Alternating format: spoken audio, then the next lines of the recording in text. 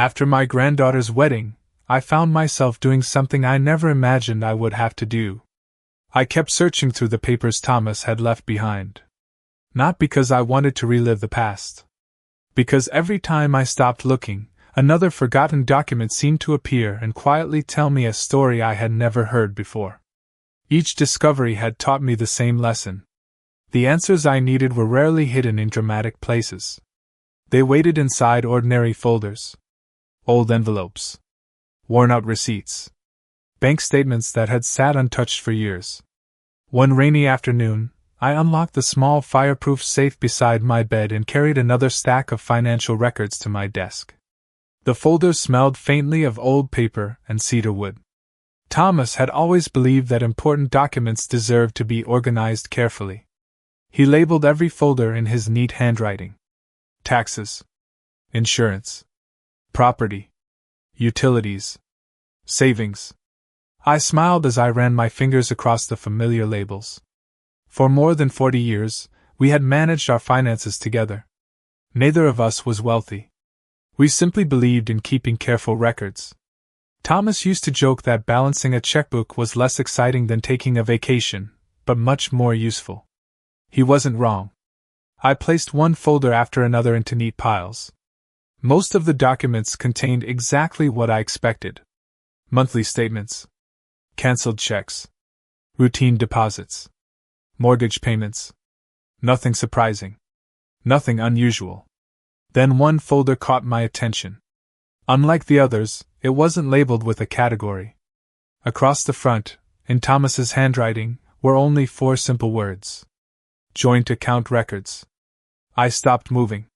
For a moment, I simply stared at the folder. A flood of memories returned. That account had been part of our marriage almost from the beginning. Our paychecks were deposited there. House payments came from it. Groceries. Utility bills. Christmas shopping. College tuition for Daniel. Every important chapter of our life had somehow passed through that account. It wasn't just a bank account. It was a written history of our family. I gently opened the folder. Inside were years of statements arranged in chronological order. Exactly as Thomas would have organized them. The oldest pages had begun to turn slightly yellow with age. I smiled despite myself. Some habits never leave the people we love. I began reading. At first, everything looked familiar. Monthly deposits. Routine expenses. Insurance payments. Property taxes. The ordinary rhythm of a family building a life together. I slowly turned each page. 1 month. Then another. I wasn't searching for anything specific. After everything I had discovered, I had learned to let the documents speak before asking them questions. The statements continued. The balance rose. Then fell. Then recovered. Exactly what I expected from the account Thomas and I had shared for decades. Outside, rain tapped softly against my window. The room felt peaceful. For the first time in several days, I thought perhaps this folder would contain nothing unexpected. I almost closed it. Then I noticed the dates. The statements had reached the period shortly after Thomas passed away. My hands slowed. I turned the next page more carefully. There were transactions I didn't immediately recognize. Some withdrawals seemed larger than I remembered. Perhaps they had perfectly reasonable explanations. I refused to guess. Instead, I reached for my blue notebook and copied only the statement dates. Nothing else. Not yet. I continued reading. Another page. Then another. Every line represented a decision made long ago. Checks. Electronic transfers. Automatic payments. The familiar language of banking. None of it meant much by itself. Still, I couldn't shake the feeling that I was reading a chapter of my own life I had somehow never seen before. Thomas and I had trusted each other completely with money. If one of us wrote a check, the other always knew why. That was simply how we lived. After his death, I assumed Daniel had helped manage temporary financial matters until everything settled. I had never questioned the details. Grief leaves very little room for bookkeeping. I turned another page. The account balance looked smaller than I remembered. Perhaps that was natural.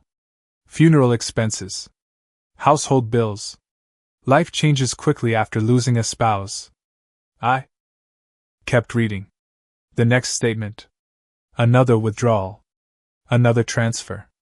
Another payment. My eyes moved slowly across every line. Finally, I reached the last statement in the folder. I looked first at the date. Then at the list of transactions. Finally, my eyes settled on the ending balance. For several long seconds I couldn't move.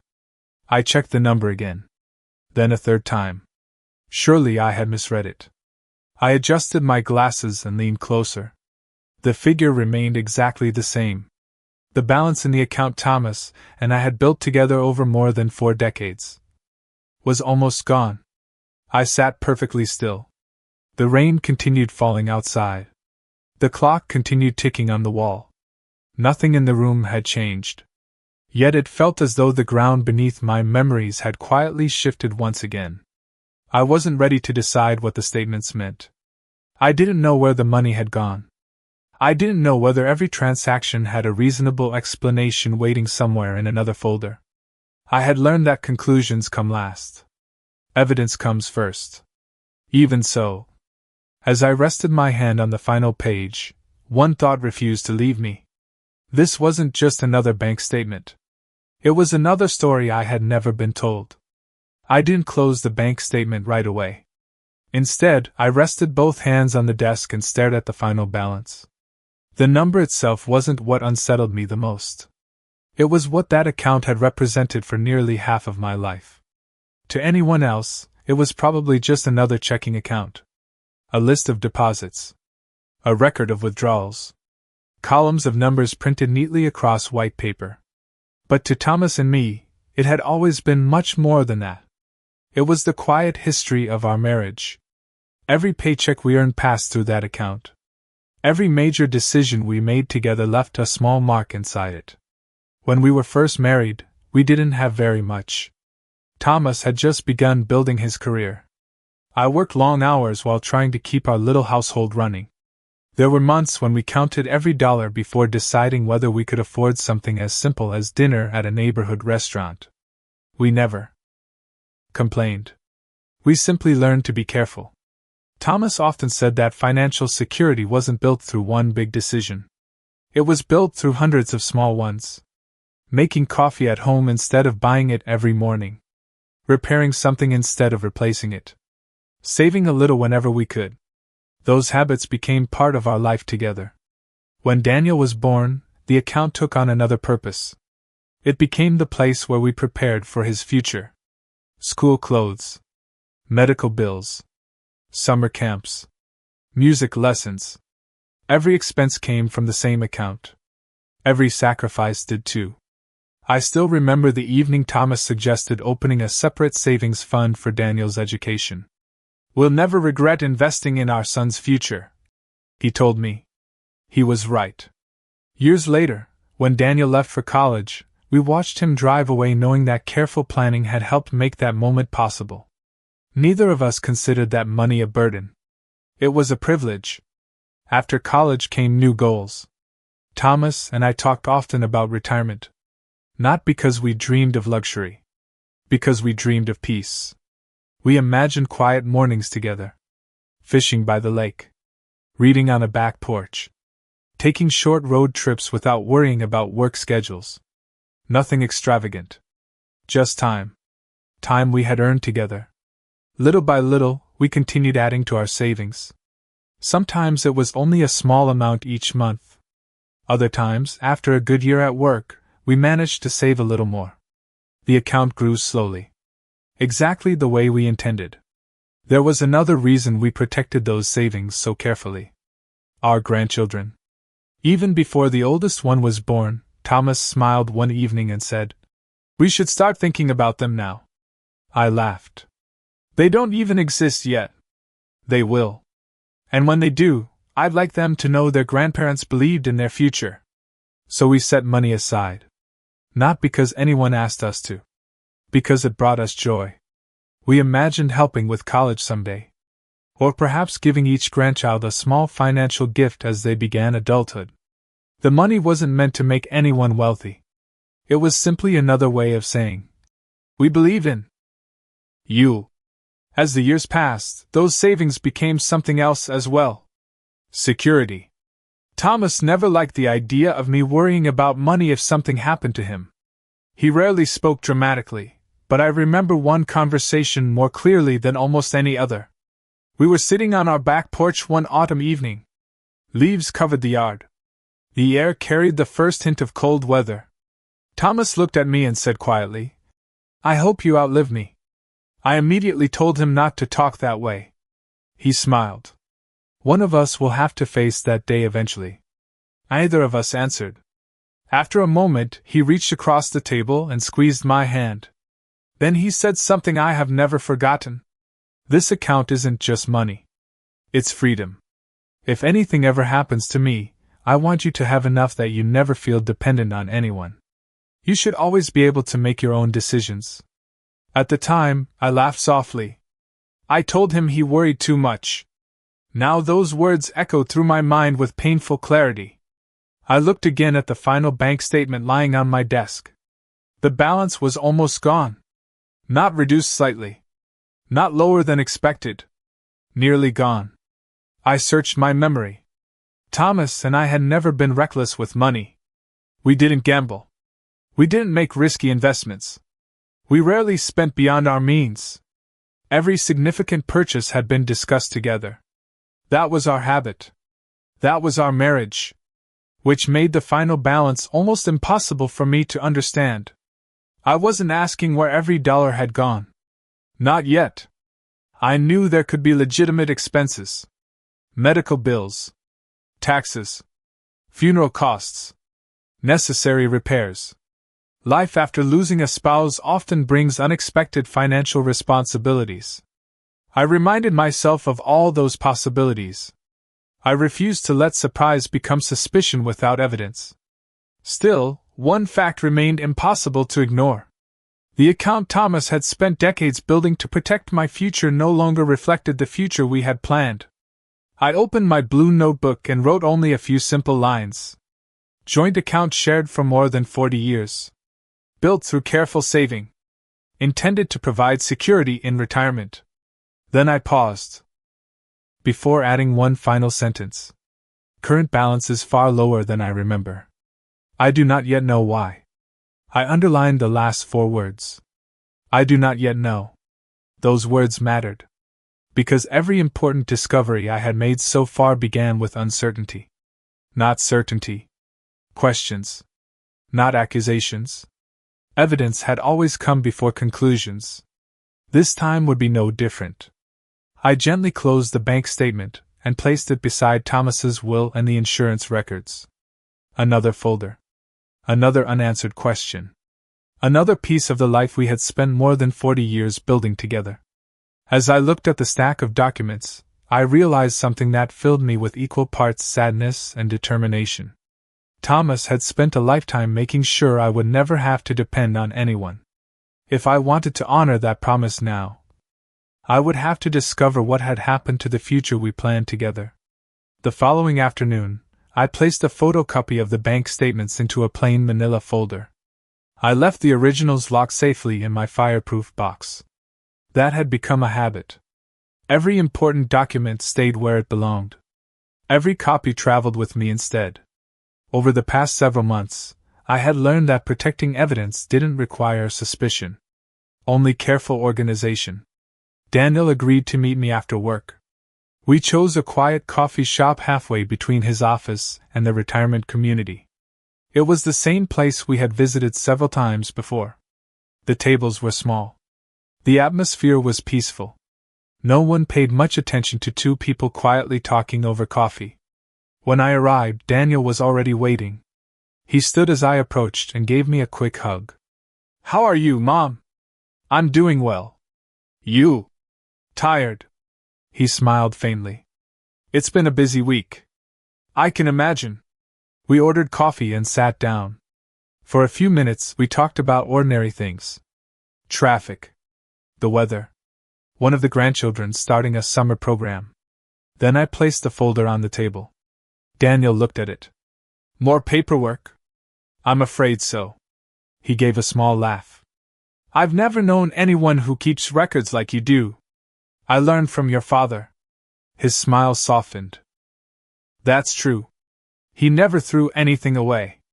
No. He believed paper remembers what people forget. Daniel nodded. He used to say that.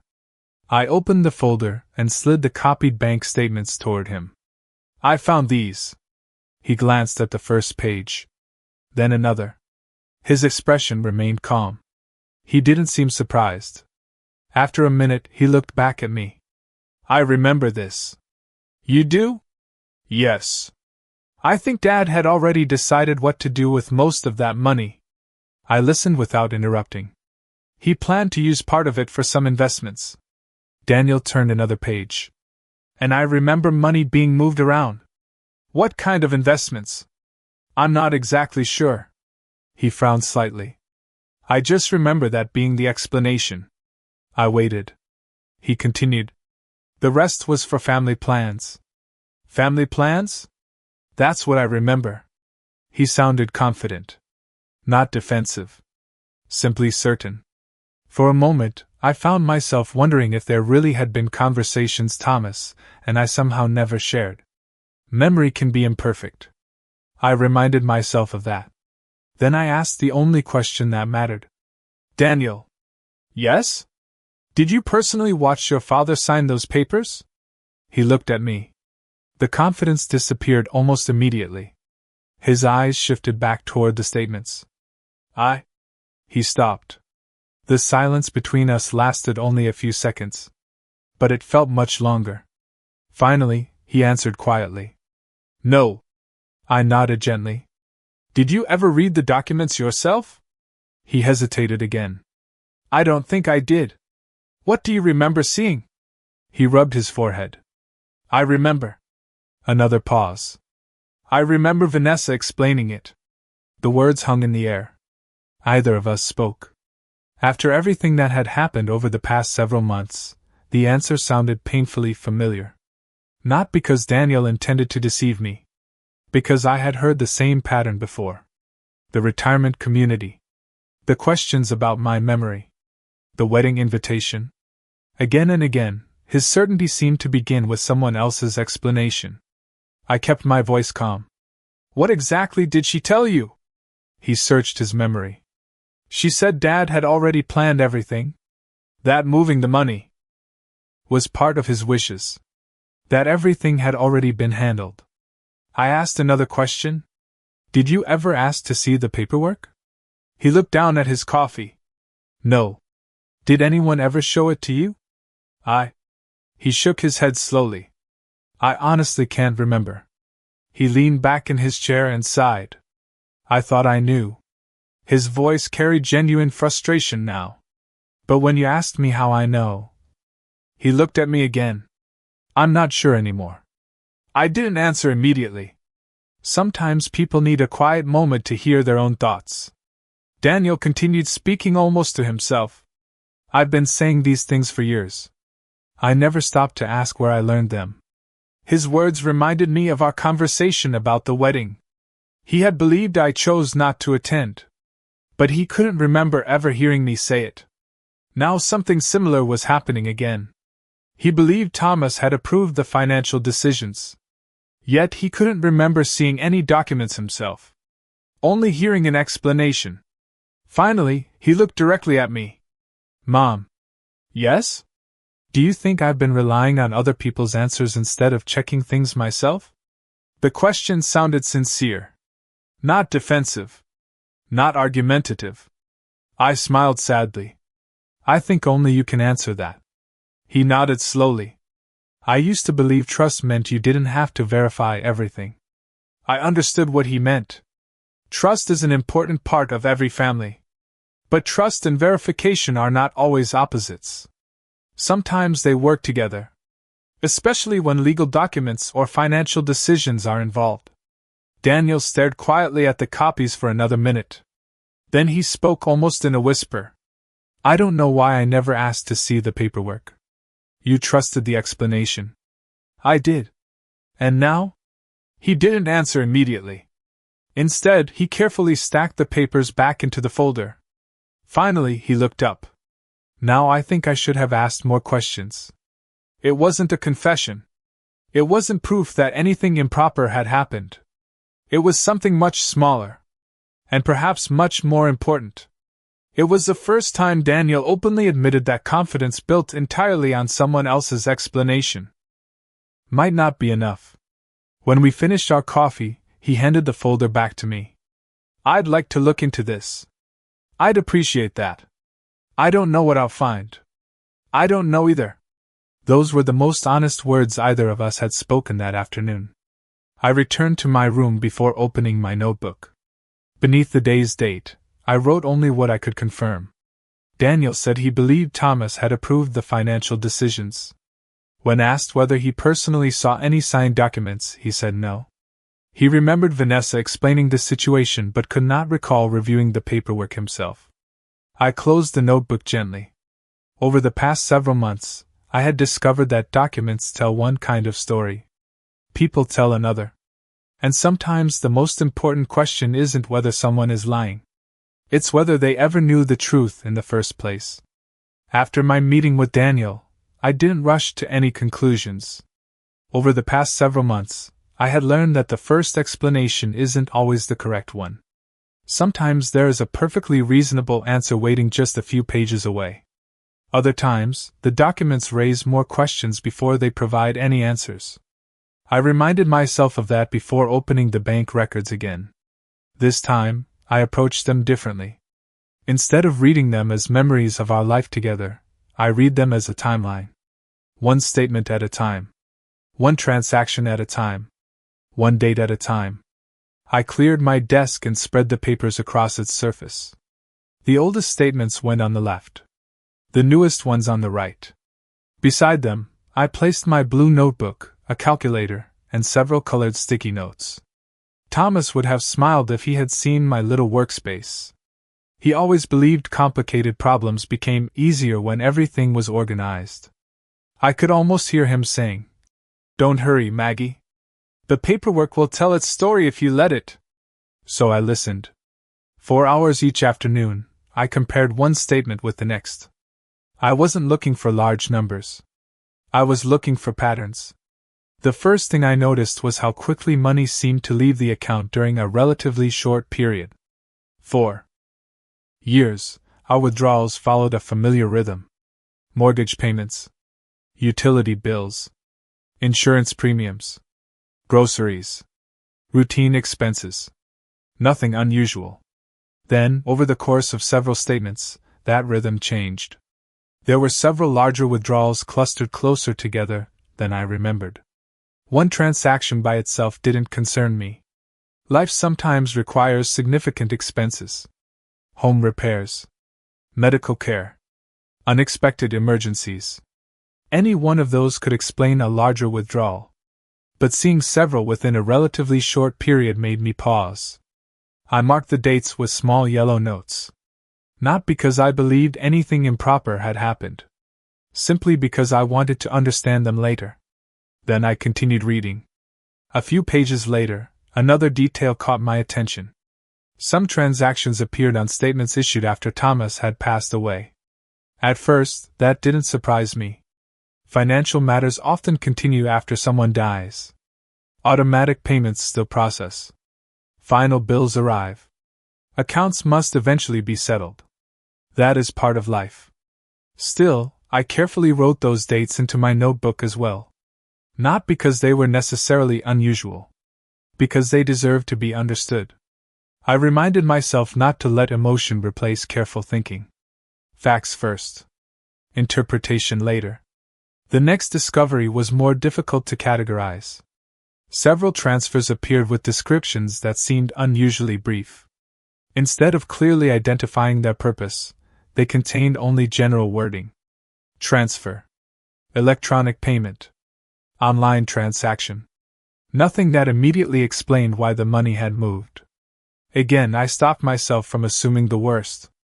Banks don't always provide detailed descriptions. That alone proved nothing. Even so, I highlighted those entries for future reference. If explanations existed somewhere else, I wanted to find them. As the afternoon turned into evening, I noticed one final detail. The timing of several transactions didn't seem to match the way Thomas and I had traditionally managed our finances. For more than 40 years, we rarely made significant financial decisions without discussing them first. Thomas liked planning. He believed important choices deserved thoughtful conversations. Whenever we made a major purchase, we usually talked about it over dinner. When we adjusted investments, he often left handwritten notes inside the folders explaining what we had decided and why. That habit had always made our financial records easy to understand. Now I found myself looking at several transactions I couldn't immediately connect to those familiar conversations. Perhaps my memory had simply faded. That was possible. Grief has a way of blurring timelines. Years pass more quickly than we realize. I acknowledged that possibility before writing another note. Unable to match several transactions with specific memories. Further review needed. Those final 3 words mattered. Further review. Not conclusions. Not accusations. Just careful review. As the days passed, I continued comparing statements with tax records, insurance papers, and the documents Thomas had carefully preserved. Sometimes I found answers. A payment matched an insurance premium. A withdrawal corresponded with property taxes. Each explanation reminded me why patience matters. Not every mystery remains mysterious. Still, several transactions continued to stand apart. They weren't necessarily wrong. They simply weren't yet understood. I refused to label them anything more than that. Late one evening, I leaned back in my chair and looked across the desk. Colored notes marked pages throughout the statements. My notebook contained dates, account numbers, and questions. Nothing dramatic. Just information waiting for context. I thought about everything I had learned since discovering the lake house. Again and again, I had started with uncertainty. Only later had documents filled in the missing pieces. Perhaps these bank records would eventually do the same. Or perhaps they would reveal that every transaction had a perfectly ordinary explanation. I genuinely hoped that would be the case. Because ordinary explanations are easier for families to live with than hidden ones. Before putting the papers away, I opened my notebook one last time. I summarized what I had confirmed. Several withdrawals occurred within a relatively short period. Some account activity continued after Thomas's passing. Several transfers lacked detailed descriptions in the statements available to me. The timing of some transactions does not immediately match my recollection of how Thomas and I usually handled major financial decisions. Then I wrote one final sentence beneath the list. These records raise important questions, but they do not answer them. I underlined the word questions. That distinction mattered. Because questions invite investigation. Assumptions close the door before the truth has a chance to enter. I carefully returned the statements to their folder and locked them inside the safe. Another collection of documents. Another chapter waiting to be understood. Whatever had happened to that account, I knew one thing with certainty. The numbers themselves weren't telling me to reach a conclusion. They were asking me to keep looking. A few days later, I decided it was time to stop wondering and start asking questions. Not questions for Daniel. Not questions for myself. Questions for the one place that kept the official records. The bank. Before making the appointment, I spent an evening organizing everything I already had. The joint account statements. Thomas's will. My notebook. Copies of identification. I placed each document into a separate folder. Years ago, Thomas taught me something that proved surprisingly useful. If you want people to help you, he used to say, make it easy for them to understand what you're asking. So I arrived prepared. The branch looked almost exactly as I remembered. The same brick building. The same glass entrance doors. The same small waiting area with neatly arranged chairs. Thomas and I had walked through those doors countless times over the years. We opened our first joint account there. We deposited paychecks, applied for a mortgage, talked with bankers about retirement savings. Walking inside again brought back memories I wasn't expecting. A receptionist greeted me with a warm smile. "Good morning. How can we help you today? I'd like to review some records related to a joint account." She nodded politely. "Do you have an appointment?" "I do." A few minutes later, I was shown into a private office. The bank representative introduced herself and offered me a seat. She listened patiently as I explained why I had come. I didn't accuse anyone of wrongdoing. I didn't speculate. I simply explained that I was reviewing family financial records after my husband's passing and wanted to better understand the account history. She nodded with understanding. "That's certainly something we can help you with, within the limits of what you're authorized to access." I appreciated the way she phrased it. Clear, professional, respectful. She explained that banks must follow strict privacy rules. Certain information could only be released to people who had the legal right to receive it. That made perfect sense to me. Financial records deserve protection. I wasn't looking for shortcuts. I only wanted access to documents I was entitled to review. She outlined several types of records that might be available. "If you'd like," she said, "you can request copies of your account transaction history." I wrote that down. She continued, "If there were official changes made to the account that you're authorized to review, we can explain the process for requesting those records." I nodded again. Another note went into my notebook. Then she added something else. "If documentation was submitted as part of normal account procedures, we can tell you how to request any records you're legally entitled to receive." That sentence stayed with me. Not because it answered any questions.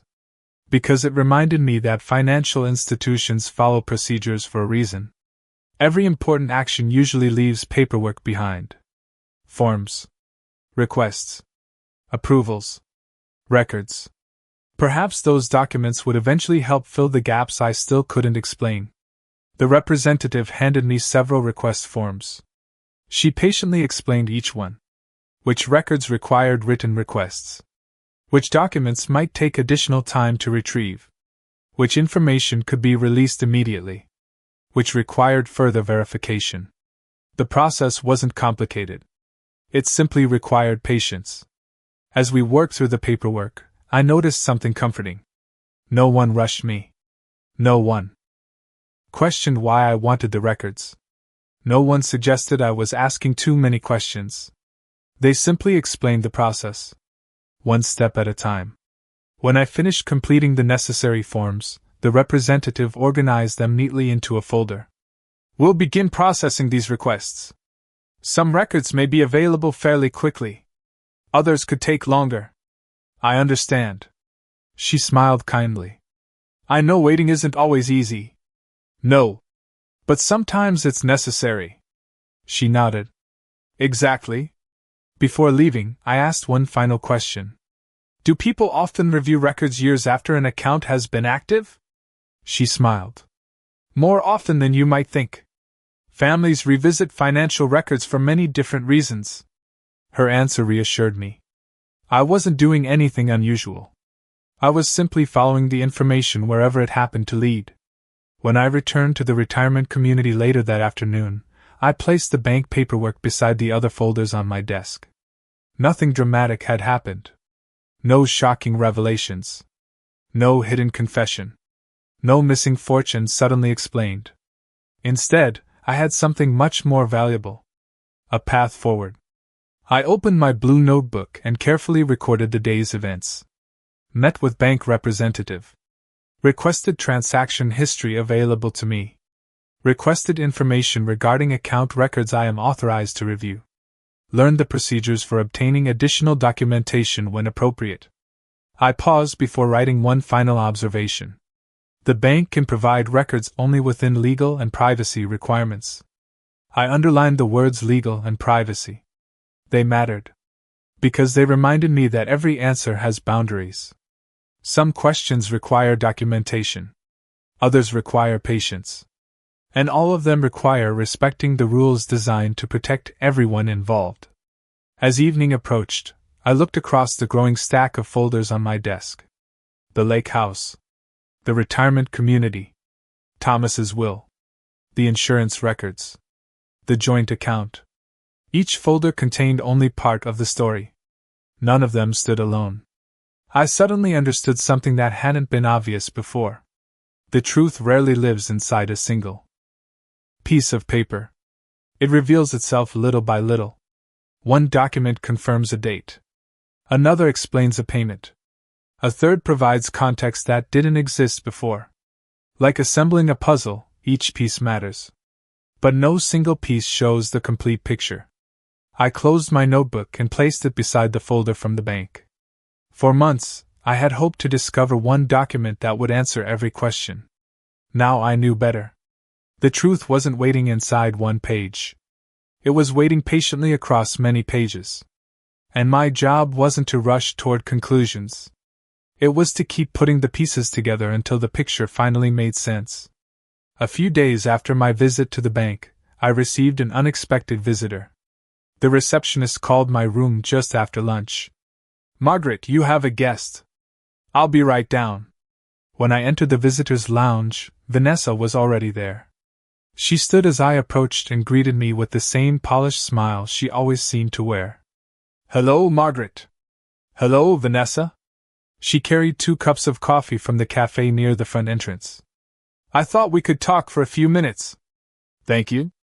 I accepted the coffee and sat across from her. For a little while, we spoke about ordinary things. The grandchildren. The summer weather.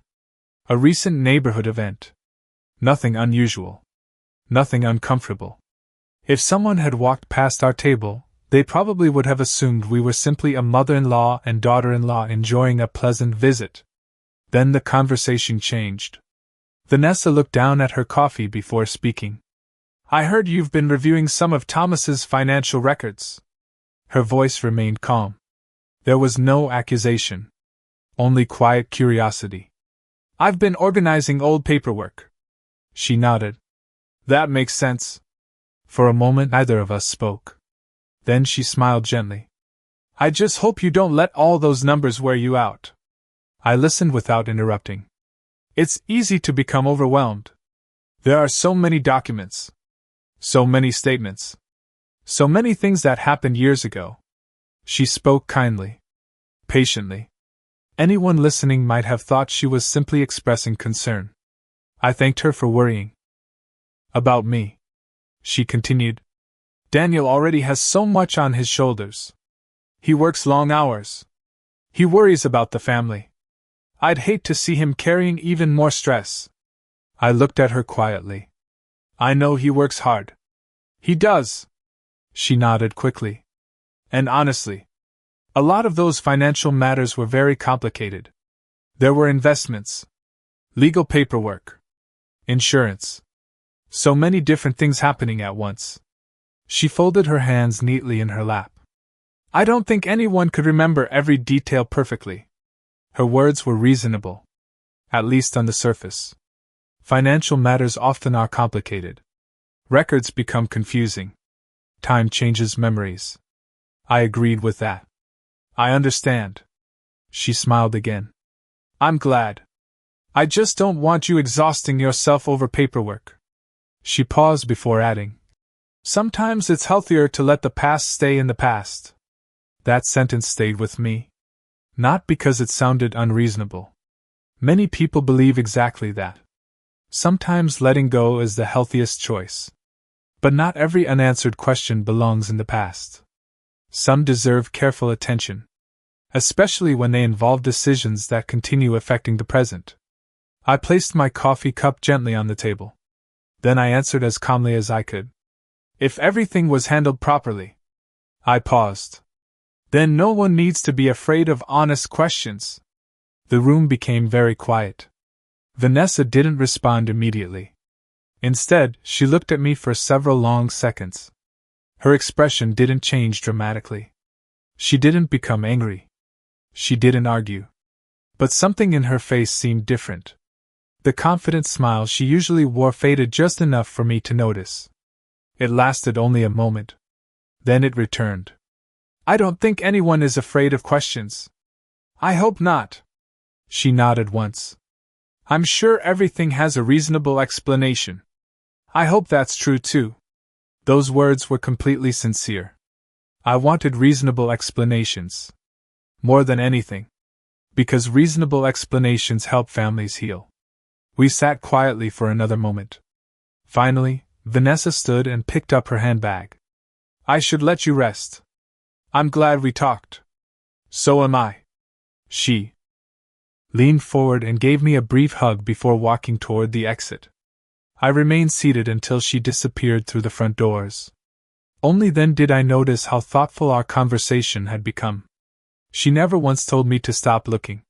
She never asked me to throw away the documents. She never raised her voice.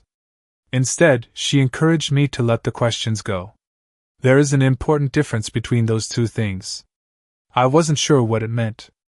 Perhaps nothing. Perhaps something. I wasn't ready to decide. As I walked back to my room, I reminded myself of the promise I had made from the very beginning. Observe first. Conclude later. When I reached my desk, I opened my blue notebook. I wrote only what I could confidently say had happened. Vanessa visited today after learning I was reviewing financial records. She said she hoped I would not become overwhelmed by old financial matters. She said Daniel carries many responsibilities and that the finances from years ago were complicated. I paused before writing one final sentence. I told her that if everything had been handled transparently, then honest questions should never be a problem. I stopped writing. That was enough. No assumptions. No accusations. Only a record of the conversation exactly as I remembered it. As I closed the notebook, I found myself thinking about something Thomas used to tell Daniel when he was a boy. The truth doesn't become weaker because someone asks about it. At the time, it sounded like simple advice. Now it felt like something much larger. Questions are not the enemy of trust. Sometimes they are the very thing that protects it. After Vanessa left, I returned to my room without stopping anywhere else. The hallway was quiet. A few residents were watching television in the common lounge. Someone waved as I passed. I smiled and waved back. Outwardly, nothing about the afternoon seemed unusual. Inside my room, however, I knew exactly what I needed to do next. For weeks, I had been collecting pieces of information. Bank statements. Insurance records. Copies of Thomas's will. Property documents. Notes from conversations. Medical paperwork. Each folder answered one question while creating two more. Until now, I had been reviewing them one at a time. Suddenly, I realized that might be the wrong approach. Perhaps the answers weren't hidden inside individual documents. Perhaps they were hidden in the relationship between them. I opened the closet and removed a large spiral notebook I had bought years earlier. Most of its pages were still blank. It was larger than my blue journal, with enough space to spread out ideas across an entire page. I carried it to my desk. Then I unlocked the fireproof safe and carefully removed every folder I had gathered over the past several months. Soon my desk was completely covered. The lake house documents. The insurance correspondence. Thomas's will. The joint account statements. My notebook. Property tax records. Letters. Everything lay before me. For a moment, the papers looked overwhelming. Then I remembered something Thomas used to say whenever he worked on a difficult construction estimate. Complicated doesn't mean impossible. It just means you need a better system. I smiled quietly. Then I turned to the first blank page. At the top, I wrote two simple words. Timeline. Instead of organizing papers by category, I began organizing them by date. The first entry came easily. The day Thomas passed away. That date changed everything. Every document that followed somehow traced back to that moment. Several lines below, I wrote another. Life insurance benefits processed. I copied the date carefully from the official records. Then another entry. The lake house sold. Again, I checked the paperwork twice before writing anything down. Accuracy mattered more than speed. Next came another. Major withdrawals from the joint account. I didn't list every transaction. Only the dates that stood out during my review of the bank statements. After that, I added another line. Conversations about moving to the retirement community began. That date wasn't as precise. Unlike financial records, conversations don't always leave official timestamps. So I noted that it was an approximate period based on my journal entries. I wanted the timeline to remain as accurate as possible. I continued working for hours. Occasionally I stopped to compare one folder with another. Sometimes a date matched perfectly. Other times I discovered that two events happened much closer together than I had remembered. By early evening, the page was nearly full. I leaned back and looked at everything at once. For the first time, I wasn't seeing separate documents. I was seeing a sequence. One event followed another. Then another. Then another. I picked up a ruler and lightly drew connecting lines between related entries. Not because one automatically caused the next. I couldn't know that. The lines simply showed how closely certain events occurred in time. As I studied the page, something caught my attention. Several significant events had taken place within a relatively short period. Thomas's passing. Insurance payments. Activity involving the joint account. The sale of the lake house. Discussions about my future living arrangements. One after another. The realization didn't prove anything. Life often brings many decisions after the loss of a spouse. Legal matters. Financial responsibilities. Housing questions. That can happen in any family. I reminded myself of that. Still, seeing everything on one page changed the way I understood the story. For months, each discovery had felt isolated. Now the timeline suggested they belonged to the same chapter of my life. Not separate books. The same chapter. I picked up my pen once more. At the bottom of the page, I wrote a note to myself. Dates reveal patterns. Patterns are not conclusions. They are invitations to ask better questions. I underlined the final sentence. That distinction mattered. A timeline cannot explain motives. It cannot prove intentions.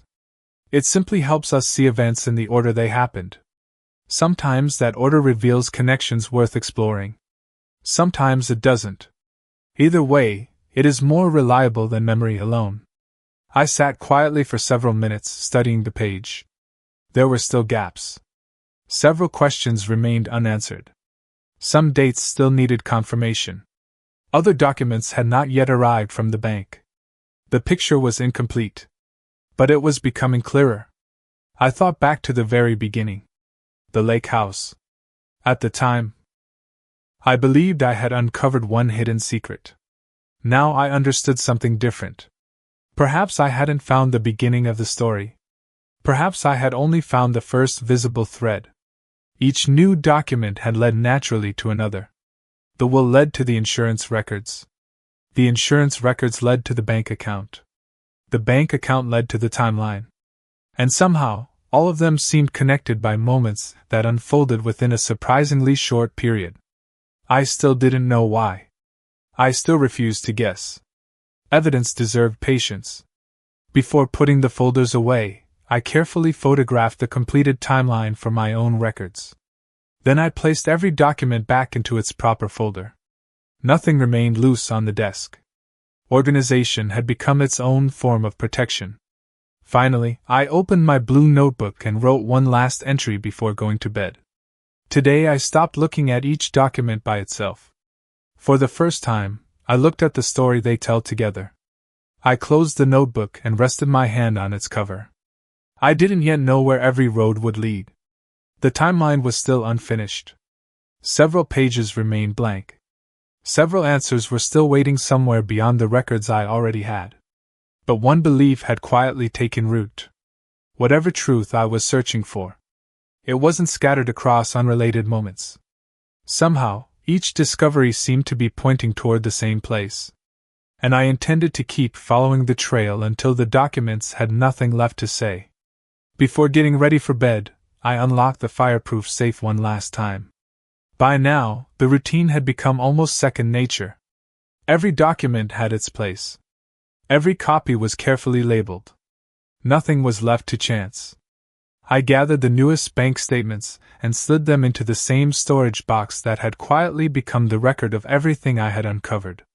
Inside were the documents that had slowly changed the way I understood my own family's story. A copy of Thomas's will. The letter from the insurance company confirming the claim had been paid years earlier. My blue notebook, filled with dates, conversations, and careful observations.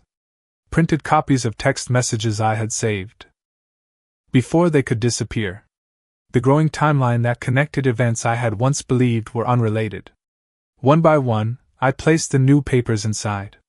Then I gently closed the lid. As I lifted the box to return it to the safe, I noticed something I hadn't expected. It had become surprisingly heavy. Not because of the cardboard. Not because of the paper. Paper weighs very little. What made it feel so heavy was everything those pages represented. Each document had once looked ordinary. A bank statement. A legal record. An insurance letter. A printed email. By themselves, none of them seemed remarkable. Together, they told a story that I had never been allowed to see all at once. I rested the box on my lap for a moment before putting it away. Months earlier, I would have described it as a collection of old paperwork. Now I thought of it differently. It had become a witness. Not a witness that spoke with emotion. Not one that argued or accused. A quiet witness that simply remembered. Long after people forgot conversations. Long after memories became uncertain. The documents remained exactly as they had always been. Patient. Unchanged. Waiting for someone to read them carefully. I locked the safe and checked the handle one last time. Then I walked over to my desk and opened my blue notebook. The page waiting for me was blank. I dated it carefully before writing only a single paragraph. Money can disappear from an account. I paused. Then I continued. But money almost always leaves a trail somewhere. I looked at the sentence for a long moment before adding one final line. And I intend to keep following that trail, one document at a time. I set my pen down. For the first time since Thomas passed away, I no longer felt as though I was searching blindly. There were still countless questions. The timeline remained incomplete. Some records had yet to arrive. Some conversations still needed to happen. But I had learned something important. The truth rarely reveals itself all at once. It appears quietly. One receipt. One statement. One letter. One forgotten file at a time.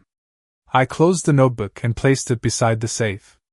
Outside my window, the lights of the retirement community glowed softly against the darkness. Everything looked peaceful. Almost unchanged. Yet I knew that beneath the quiet surface, another chapter was already beginning. I turned off the lamp and lay down. The room faded into darkness. But somewhere inside the safe, surrounded by old folders and carefully labeled copies, the evidence waited patiently. And so would I.